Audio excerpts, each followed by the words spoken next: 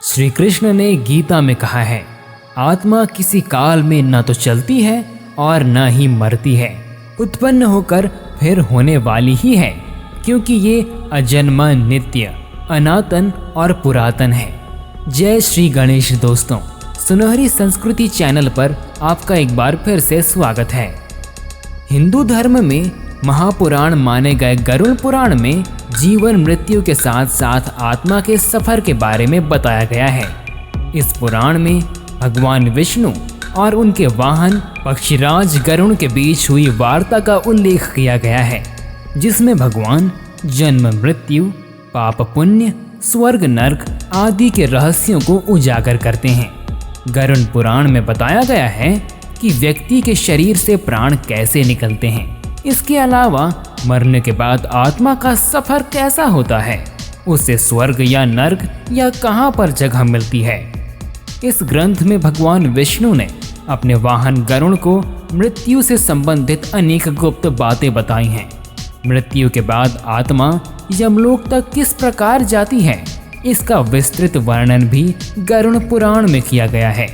आज इस वीडियो में हम आपको गरुड़ पुराण में लिखी कुछ ऐसी ही खास व रोचक बातें बता रहे हैं, कैसे निकलते हैं शरीर से प्राण, क्या क्या होता है मृत्यु के बाद। अगर आपको ये वीडियो पसंद आए तो आप हमारे YouTube चैनल सुनहरी संस्कृति को ज़रूर सब्सक्राइब करें। वीडियो में आगे बढ़ने से पहले एक बार सच्चे दिल से कमेंट बॉक्स में ओम विष्णु नमः ज़रूर लिखिएगा। मृत्यु के बाद क्या और कैसे होना चाहिए, ये सब कुछ गरुड़ पुराण में बताया गया है। जब किसी की मृत्यु हो जाती है तो उसके अंतिम संस्कार से पहले बहुत सारे रीति रिवाज का पालन किया जाता है। अगर ऐसी स्थिति आ जाती है कि व्यक्ति का अंतिम संस्कार तुरंत करना असंभव नहीं है, तो ऐसे में व्यक्ति का अंतिम संस्कार रात में नहीं किया जा सकता है, फिर अगले ही दिन व्यक्ति का अंतिम संस्कार किया जाता है। साथ ही मृत शरीर को रात में अकेला नहीं छोड़ा जा सकता है। गरुड़ पुराण के अनुसार अगर मृत शरीर को रात में अकेला छोड़ दिया जाए तो बहुत सी परेशानियां आ जाती हैं। ये तो हम सभी जानते हैं कि रात में बुरी आत्माएं ज़्यादा सक्रिय रहती हैं। ऐसे में जब वो मृत शरीर को अकेला पाती हैं तो वो उसमें प्रवेश कर जाती हैं और इसके बाद बहुत सी परेशानियां उत्पन्न करने लगती हैं। गरुड़ पुराण के मुताबिक मरते समय आत्मा शरीर के 9 द्वारों में से किसी से शरीर छोड़ती है। ये 9 द्वार दोनों आँखें, दोनों कान, दोनों नासिका, मुंह या फिर उत्सर्जन अंग हैं। जिस व्यक्ति की आत्मा उत्सर्जन अंग से निकलती है, मरते समय वो मूल मंत्र त्याग देते हैं।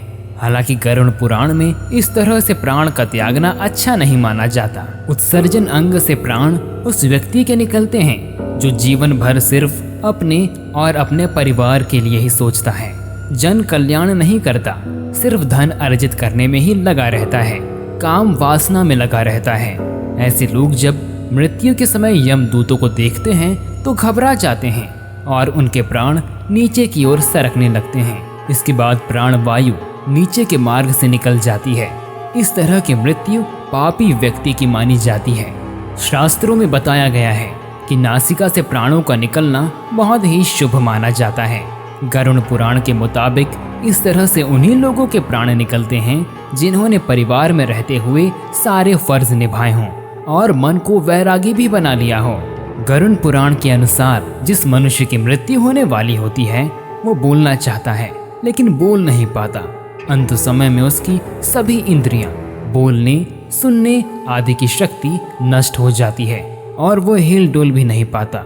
उस समय 2 यमदूत आते हैं। उस समय शरीर से अंगुष्ठ मात्र यानी कि अंगूठे के बराबर आत्मा निकलती है, जिसे यमदूत पकड़ लेते हैं। यमराज के दूत उस आत्मा को पकड़कर यमलोक ले जाते हैं, जैसे राजा के सैनिक अपराध करने वाले को पकड़ कर ले जाते हैं। उस जीवात्मा को रास्ते में थकने पर भी यमराज के दूत डराते हैं और उसे नरक में मिलने वाले दुखों के बारे में बार बार बताते हैं। यमदूतों की ऐसी भयानक बातें सुनकर आत्मा जोर जोर से रोने लगती है, किंतु यमदूत उस पर बिल्कुल भी दया नहीं करते। इसके बाद वो जीवात्मा आग की तरह गर्म हवा तथा गर्म बालू पर वो चल नहीं पाती और भूख प्यास से तड़पती है। तब यमदूत उसकी पीठ पर चाबुक मारते हुए उसे आगे ले जाते हैं। वो जीव जगह जगह गिरती है और बेहोश हो जाती है, फिर उठकर चलने लगती है। इस प्रकार यमदूत जीवात्मा को अंधकार वाले रास्ते से यमलोक ले जाते हैं। गरुड़ पुराण के अनुसार यमलोक 99,000 योजन वैदिक काल की लंबाई मापने की इकाई है। एक योजन बराबर होता है 4 कोस, यानी कि 13 से 16 किलोमीटर। वहाँ यमदूत पापी जीव को थोड़ी ही देर में ले जाते हैं। इसके बाद यमदूत उसे सजा देते हैं। इसके बाद वो जीवात्मा यमराज की आज्ञा से यमदूतों के साथ फिर से अपने घर आती है। घर आकर वो जीवात्मा अपने शरीर में पुनः प्रवेश करने की इच्छा करती है, लेकिन यमदूत के बंधन से वो मुक्त नहीं हो पाती और भूख प्यास के कारण रोती है। पुत्र आदि जो पिंड और अंत समय में दान करते हैं, उसे भी उसकी तृप्ति नहीं होती। इस प्रकार भूख प्यास से युक्त होकर वो जीव यमलोक जाता है। इसके बाद उस आत्मा के पुत्र आदि परिजन यदि पिंडदान नहीं देते हैं तो वो प्रेत बन जाती है और लंबे समय तक सुनसान जंगल में रहती है। गरुड़ पुराण के अनुसार मनुष्य की मृत्यु के बाद 10 दिन तक पिंडदान अवश्य करना चाहिए। पिंडदान से ही आत्मा को चलने की शक्ति प्राप्त होती है। शव को जलाने के बाद मृत देह से अंगूठे के बराबर का शरीर उत्पन्न होता है। वही यमलोक के मार्ग में शुभ अशुभ फल को भोगता है।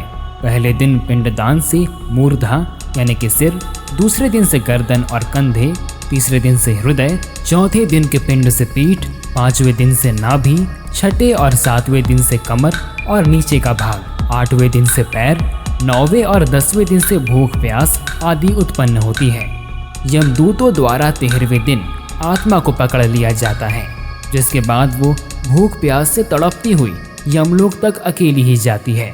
यमलोक तक पहुंचने का रास्ता बैतरणी नदी को छोड़कर 86,000 योजन 43 दिन लगातार चलकर आत्मा यमलोक पहुंचती है। इस प्रकार मार्ग में 16 पुरियों को पार कर जीव यमराज के पास पहुंचता है। आत्मा अपने कर्मों और इच्छाओं के अनुसार कुछ समय तक विश्राम करती है। कुछ आत्माएं जल्दी शरीर धारण कर लेती हैं, तो कुछ लंबे समय तक विश्राम के बाद अपनी इच्छा के अनुसार नया शरीर धारण करती हैं। गीता में भगवान कृष्ण ने कहा है, जैसे मनुष्य पुराने वस्त्रों को त्याग कर दूसरे को ग्रहण करता है, वैसे भी जीवात्मा पुराने शरीर को त्याग कर दूसरे शरीरों को प्राप्त होती है। अगर आज का वीडियो आपको पसंद आया हो तो लाइक, शेयर और चैनल को सब्सक्राइब करें। आपका दिन मंगलमय हो। तो मिलते हैं एक नए वीडियो के साथ। तब तक के लिए जय माता दी। यहाँ दी गई जानकारी इंटरनेट पर उपलब्ध सामान्य मान्यताओं और जानकारियों पर आधारित है। सुनहरी संस्कृति इसकी पुष्टि नहीं करता है।